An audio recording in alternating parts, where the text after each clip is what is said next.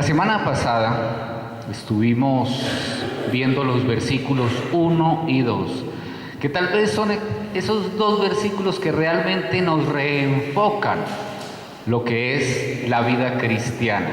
Y les voy a recordar rápidamente los versículos 1 y 2 para entender los versículos 3 al 5, que son los que vamos a ver sobre los cuales vamos a reflexionar en esta mañana.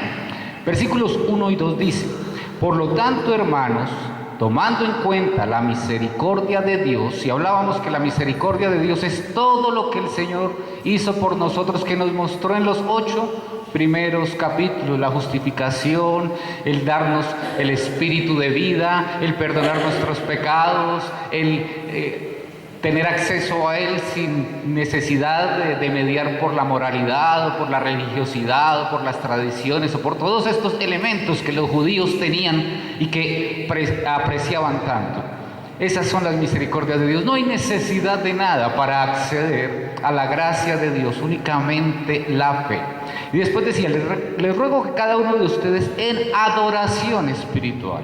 Y recordábamos que esa adoración, que ese culto, como lo dice la Reina Valera, es una vida entregada, 24 horas al día, 7 días a la semana, no solamente un momentico a la semana cuando tengo el servicio principal con mi comunidad, o el tiempo en el grupo en casa, o bueno, qué sé yo, sino que es todo el tiempo, permanentemente. Después nos decía que ofrezca su cuerpo como sacrificio vivo, santo y agradable a Dios. Sacrificio. Un sacrificio es una muerte. Y lo que nos está recordando aquí esta carta a los romanos es que morimos a todo lo anterior. Y lo que les estaba diciendo a los judíos es que esos sacrificios que llevaban a cabo allí en el templo ya no son los necesarios, ya no son los ritos del templo los necesarios, es ese sacrificio vivo. Es decir, que yo morí con Cristo y resucité con Cristo y estoy entregado completamente a Él. Ese es el sacrificio vivo. Estoy vivo en Cristo por toda la eternidad. Y continúa diciendo el versículo 2: no se amolden al mundo actual, como la plastilina que entra en un molde, sino que nos amoldemos. ¿A qué? A lo que quiere el Señor. Y eso se hace mediante la transformación, mediante la renovación de la mente. Y la renovación de la mente, ¿cómo se hace para un cristiano? A través de la palabra. Es la palabra. Y solo la palabra la que nos va renovando nuestra mente, y cuando va renovando nuestra mente va transformando lo que somos. No podemos ser iguales que ayer, no podemos ser iguales que hace 10 años. Hay una renovación de nuestra mente en la medida que la palabra de Dios, por la acción del Espíritu Santo, actúa en nuestras vidas y somos transformados. Hace unos días alguien me decía que yo era diferente que cuando llegué acá a Sogamoso hace 2 años y medio. Y en ese momento llegó a mi mente: claro que soy diferente. Desde luego que soy diferente. Yo he sido expuesto a través de estos 2 años y medio por el estudio sistemático de la palabra de Dios. Vinimos en un estudio versículo a versículo de Hechos de los Apóstoles. Y eso renovó mi mente para entender lo que es la iglesia. La iglesia desde la Biblia. Y eso transformó mi manera de ver la iglesia y transformó mi manera de actuar en la iglesia. Desde luego que sí. Después vinimos durante 8 meses, versículo a versículo, viendo Romanos y enfocando nuestra fe. Y ese estudio de Romanos renovó mi mente, entendiendo la verdadera fe, lo que es la fe, lo que es el acceso a la gracia de Dios. Y ese estudio hizo cambiar mi perspectiva personal, y como pastor lo transmito a ustedes, lo que está haciendo el Señor en mí. Y desde luego cambió limpió, transformó, quitó una cantidad de cosas y de elementos que yo tenía hace 2 años y medio que ya hoy no tengo, porque el Señor por su palabra renovó mi mente y transformó mi manera de hacer las cosas. Hoy me siento más libre, hoy me siento menos pesado, hoy tengo las manos libres y tengo el corazón descargado de muchos elementos religiosos que había añadido a mi equipaje espiritual. Hoy soy diferente, claro que sí. No puedo ser el mismo porque es que la palabra actúa, la palabra es viva y la palabra me transforma. Esa es la renovación de la mente. Estaba cargado y cansado por la tradición y las religiosidades. Fui a Jesús en su palabra y me hizo descansar porque su yugo es fácil y ligera su carga. Eso hizo el Señor por su palabra en mí. Y gracias a Dios porque ustedes lo han notado. Gracias a Dios porque es evidente la transformación que ha hecho Dios en mí. Es evidente que ya no tengo una carga, sino que estoy cargando el yugo de mi Señor, que Él me lo ayuda a cargar. Y así es como llegamos a los versículos de hoy. Romanos 12, del 3 al 5 están en sus boletines. Tuvimos problemas con el videobin esta semana, pero lo pueden seguir allí para tener todos la misma versión. El título de hoy es Servicio. Y el primer punto es actitud para el servicio. Y dice el versículo 3, después de lo que acabamos de ver: por la gracia que se me ha dado, les digo a todos ustedes, nadie tenga un concepto de sí más alto que el que debe tener, sino más bien piensen de sí mismos con moderación, según la medida de fe que Dios les haya dado. Pablo, en la sección que viene después de esta, va a hablar de los dones y va a hablar de todo lo que le ha entregado a la iglesia para que funcionemos como cuerpo.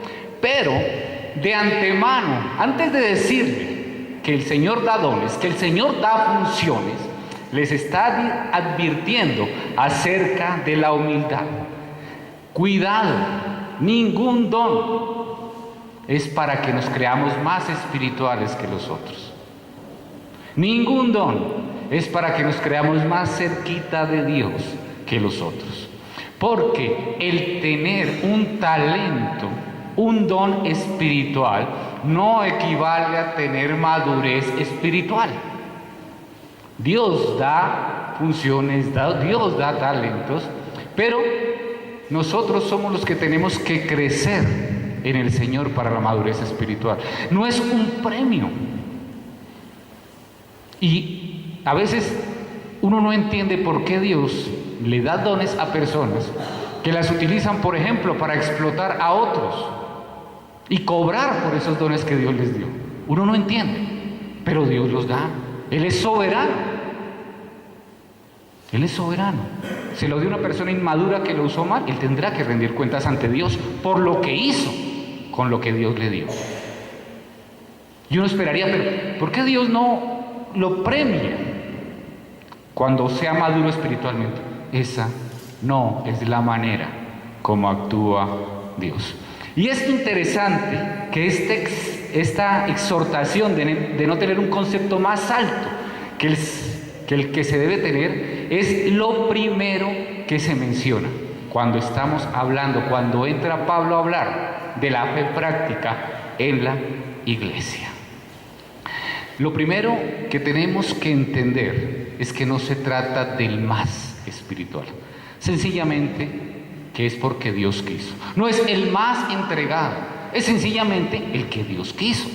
Se trata sencillamente de permitirle a Dios que nuestra mente sea transformada por su palabra para que hagamos las cosas bien y no en contravía de lo que quiere el Señor. Y tenemos que tener mucho cuidado porque a veces creemos ser humildes, creemos que sí lo somos, pero realmente no lo somos.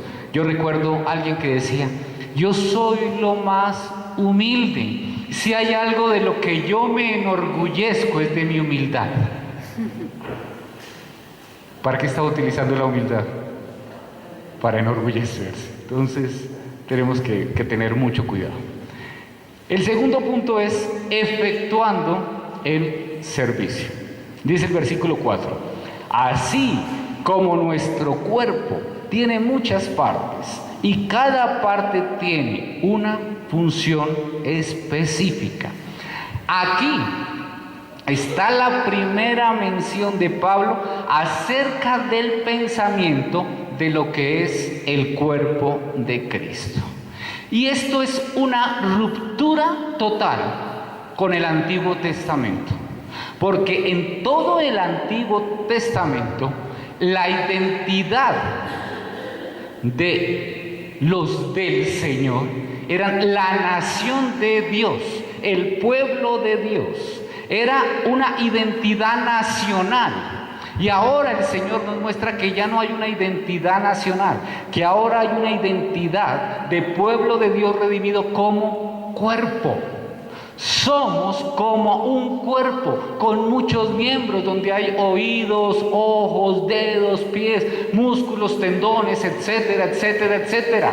Y estos miembros funcionan en unidad. Cada miembro es una parte de todos los otros y cada una tiene una función diferente. Ya no somos un pueblo separado de Dios, sino que estamos unidos a Jesús, quien es la cabeza. Por eso ya no necesitamos de un sumo sacerdote humano que medie por nosotros ante Dios, pues somos el cuerpo del mismo sumo sacerdote. El pueblo de Israel tenía que ir hasta el sumo sacerdote, pero nosotros somos un cuerpo que tiene como cabeza al mismísimo sumo sacerdote. Por eso ya no necesitamos hacer nada para acercarnos a Dios. Por eso ya no necesitamos rituales externos para acercarnos a Dios, porque estamos unidos a Él de manera orgánica. Somos parte de Él. Su mano no necesita hacer nada extraordinario para rascar su rodilla. Sencillamente se inclina y rasca su rodilla. No necesitamos acceder a nuestros pensamientos a través de algo externo, porque nuestro cuerpo está totalmente unido. De la misma manera, no necesitamos nada adicional ni externo para acceder a nuestro Señor, porque somos un cuerpo cuya cabeza es Cristo. No hay nada que se necesite. Tal como nuestros cuerpos están compuestos por muchas partes, el cuerpo de Cristo se compone de muchos creyentes, quienes tienen diferentes pero vitales funciones. Dios nos dio un propósito a cada miembro del cuerpo, y cuando no lo lleva a cabo, el cuerpo sufre. Por eso cada uno donde el Señor lo puso, en la función que el Señor nos puso, tenemos que ejercer nuestra función. Nuestra capacidad sola, lo inteligentes que somos, lo maravillosos que somos, no es suficiente para ejercer nuestra función en la iglesia, como iglesia, si no estamos dirigidos por la cabeza, que es Cristo. Es como un concierto. Un concierto, todo está unido, todo funciona perfectamente, cada pieza, cada instrumento toca en el momento que es, no antes ni después. Y hay un director que está dirigiendo todo esto para que funcione como es. El cuerpo debe estar bien concertado y unido. La iglesia, la eclesía, como es la palabra original, que quiere decir asamblea, que ahora tenemos una asamblea, wow, es el cuerpo de hermanos donde podemos poner al servicio de Dios y de los demás esa capacidad adquirida. y dada por el Espíritu Santo. Es decir, nosotros como miembros del cuerpo ejercemos nuestra función no por nuestro parecer, no por lo que yo quiero, no por lo que yo creo, sino porque la cabeza, que es Jesucristo, me dirige a trabajar concertadamente con todos los demás miembros. Y cada parte del cuerpo realiza su función. Hay funciones que son conocidas, hay funciones que son anónimas, pero cada uno tiene su función. Pablo nos muestra aquí esa preciosa verdad. Y no hay un miembro que tenga mayor rango que otro, solo diferente función, y debemos ejercerla. No hay que ser general para ser un buen soldado y morir por la patria. Lo importante es hacer lo que tengo que hacer. Feliz el que sirve a Dios y cumple su misión fielmente, de acuerdo a la palabra de Dios, y lo hace con amor. Y el tercer punto es unidad en el servicio. Dice el versículo 5, el cuerpo de Cristo también, que viene anterior. Nosotros somos las diversas partes de un solo cuerpo y nos pertenecemos unos a otros. La analogía del cuerpo nos da una idea clara de cómo nuestros miembros dependen de los unos de los otros para realizar su función. Y también en la iglesia dependemos los unos de los otros, como en un concierto. Dependemos los unos de los otros. Pero ¿quién dirige la obra? Jesús, no nosotros. ¿Y cómo la dirige?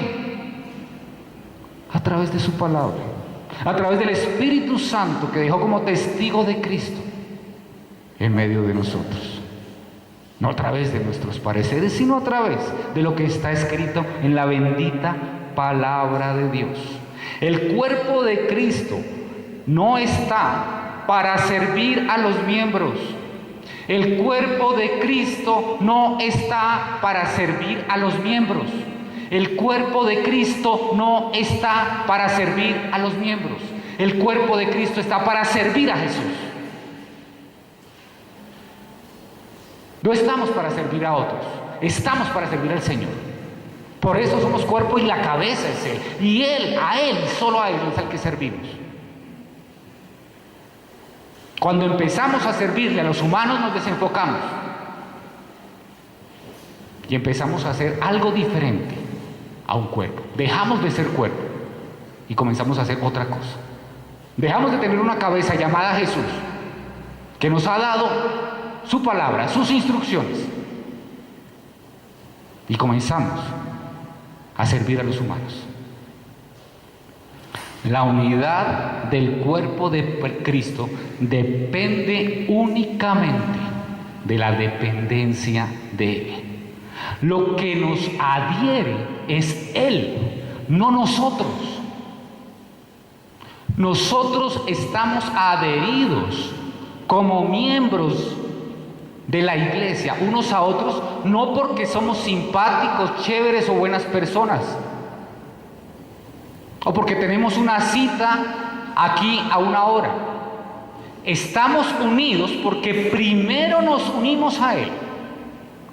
Y al estar unidos a Él nos convertimos, o Él nos convierte en los miembros de su cuerpo. Y allí nos unimos. Ese es el orden. Nosotros no estamos unidos entre nosotros. Nosotros estamos unidos a Él. Y por ende nos convertimos en cuerpo. Somos ramas unidas a un mismo tronco, como lo dice el Evangelio de Juan. Si una cantidad de ramas no están unidas a un tronco, ¿son un árbol? No, son un montón de ramas. Si nosotros no estamos unidos a Jesús, ¿somos iglesia? No. Somos otra cosa. No sé cómo quieran llamarlo. Un club, una cooperativa, cualquier otra cosa, pero no somos la iglesia.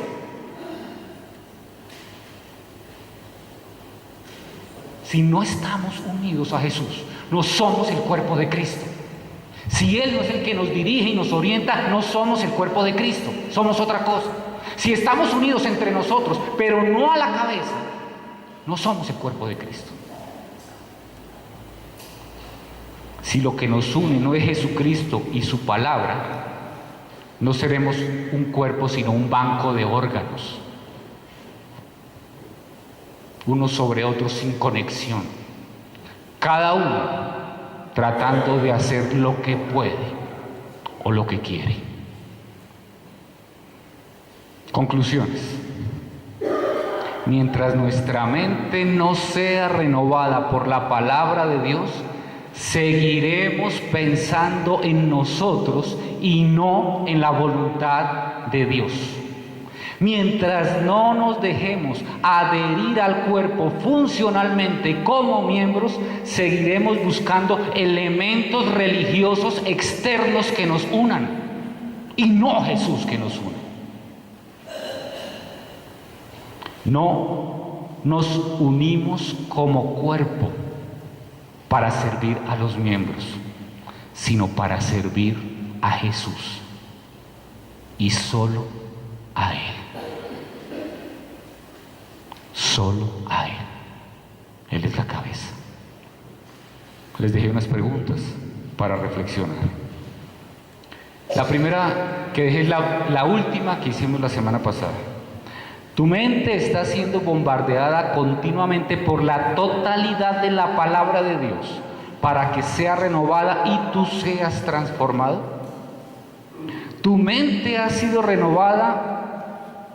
No, esa es la pregunta. Creo que no. ¿Cuánto tiempo, pasas pensando en ti? ¿Cuánto en la voluntad del Señor? ¿Lo que te une a tus hermanos es Jesús o elementos religiosos externos? ¿Qué es lo que nos está uniendo, hermanos? Vamos a orar.